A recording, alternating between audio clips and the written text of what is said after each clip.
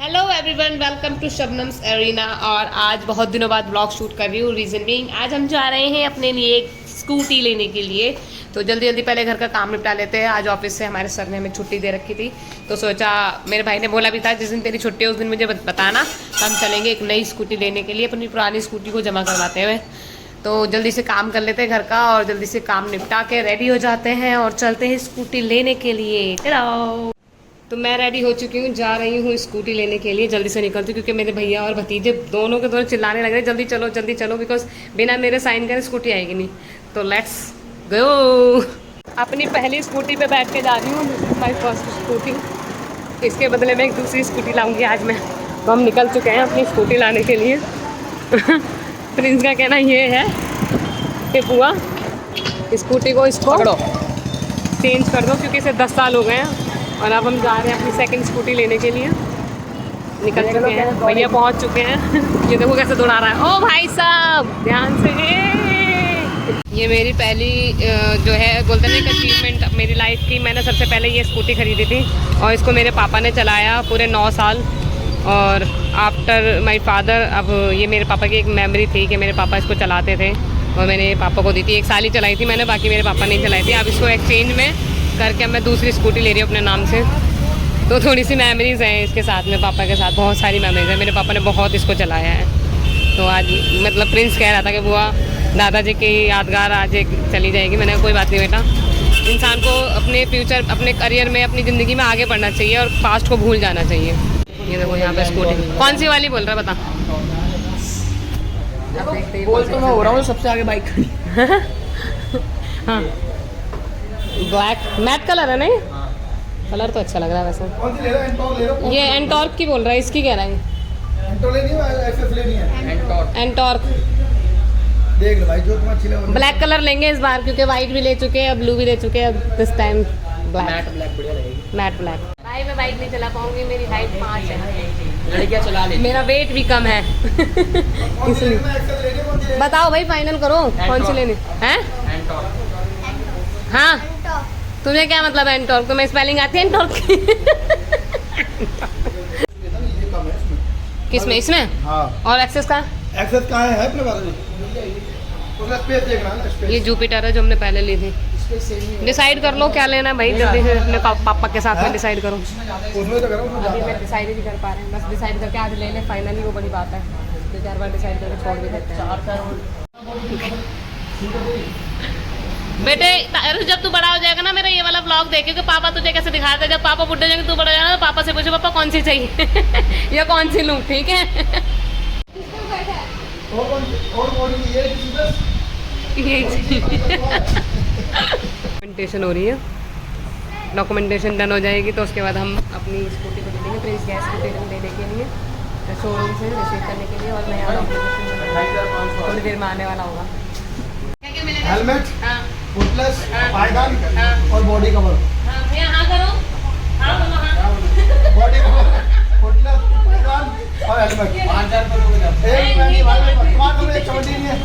मैंने बात करने भाई से पहले कहते 70 की गाड़ी दो मत दो, तुम्हारी मर्जी है, कोई दोस्ती वाली बात नहीं। लोगों 2 दिन बाद दे दो, पैसे नहीं है तो पड़ी मेरे पास। हमने डन करी है स्कूटी।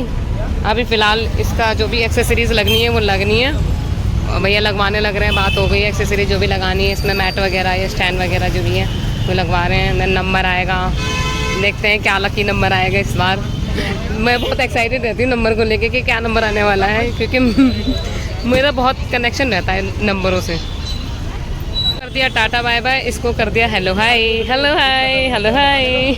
जिस एज में मेरी एज वालों के से, मतलब मेरे साथ वालों से या मुझसे कम वालों से, एज वालों से ये पूछा जाता है कि लड़की होगी या लड़का, तो उस एज में मुझसे ये पूछा जाता है स्कूटी लोगे क्या बाइक?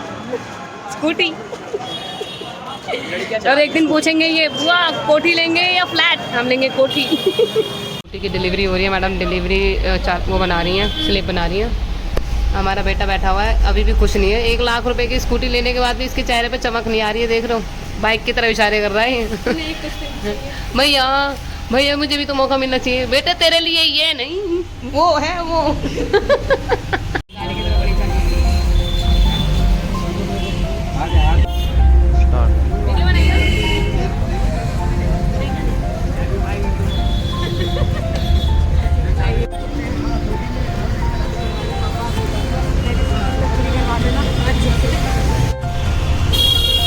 अंदर कम वहाँ थे ना उस टाइम।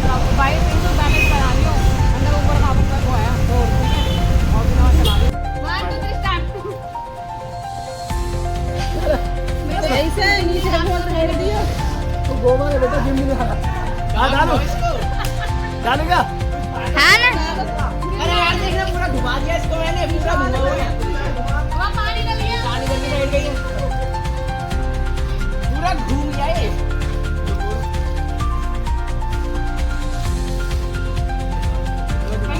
मेरे मुंह को मार रही ये बॉडी दिखाया ये भैया कुछ बोलो गाड़ी में आएंगे अभी से चालू रखना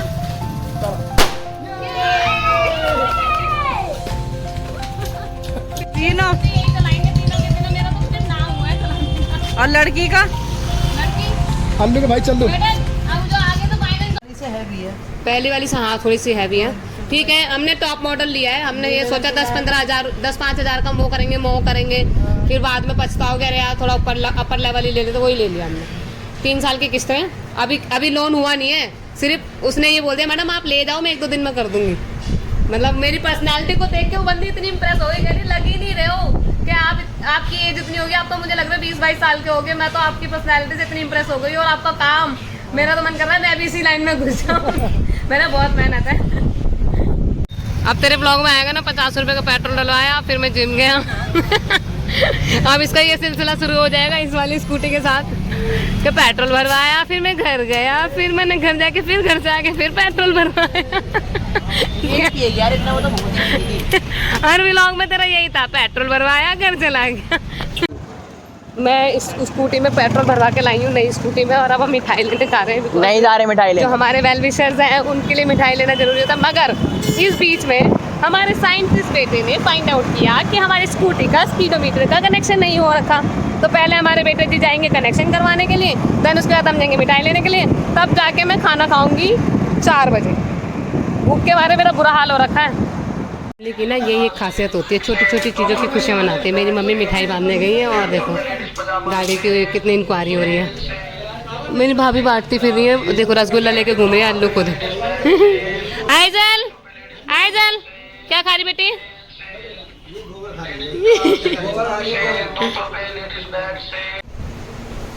नॉर्मल नहीं लग रहा हो, मतलब ऐसा लग रहा होगा क्या बड़ी बात हो गई कि स्कूटी ले ली, कूलर ले लिया, इतना बड़ी बात क्या हो गई? हमारे लिए बड़ी बात है क्योंकि हम अपनी ज़िंदगी की 0 से शुरुआत कर रहे हैं मेरे फादर के जाने के बाद। तो हमारे लिए छोटी छोटी खुशियाँ ना बहुत बड़ी बात है कि हमने आज स्कूटी ले ली। 2015 में ली थी मैंने पहली स्कूटी, अब 2025 में ली है दूसरी स्कूटी। अब मैं सोच रही हूँ कि अब जो लूँगी वो मतलब इससे थोड़ा सा लेवल अप करके लूँगी।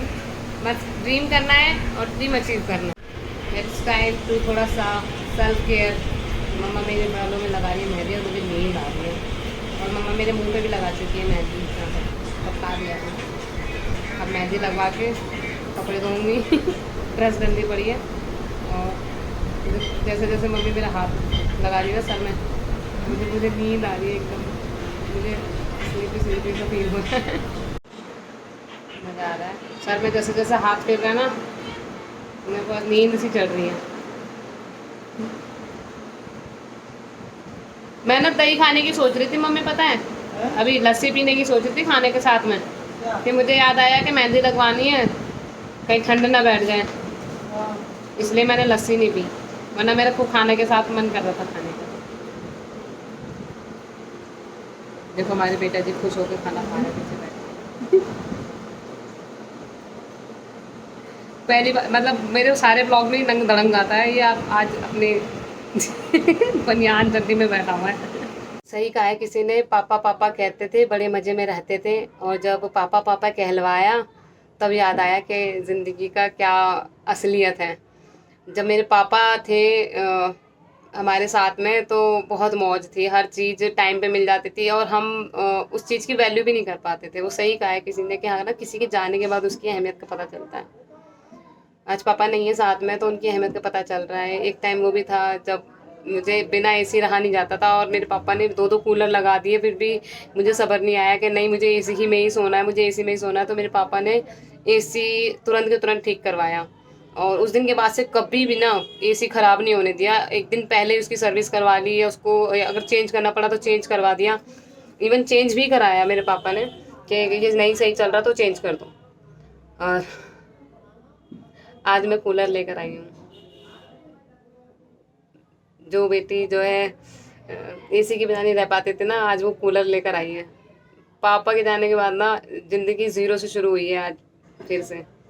और मैं ना अपने पापा को जहाँ पे भी है, मैंने उनको एक प्रॉमिस किया था। मैं कहती हूँ अब मेरा जो प्रोफेशन है वो प्रॉमिस है मेरे फादर को। मैंने अपने स्टेटस पे भी यही लगाया हुआ है अपने व्हाट्सएप के कि it's not a profession, it's a promise of my to my father.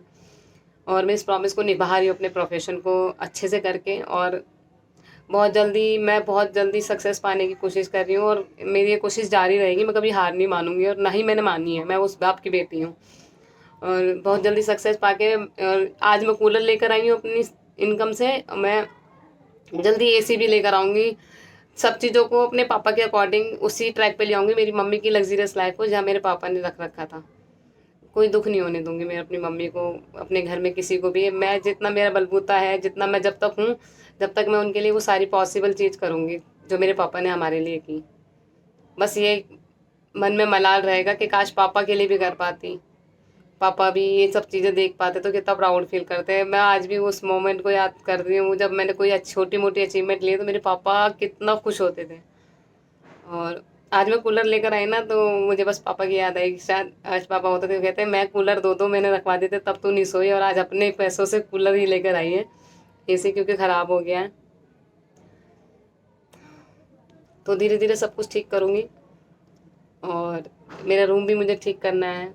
बस ऊपर वाला ना अपना हाथ मेरे पे बनाए रखे और मुझे हर मेरी परेशानी को दूर करे।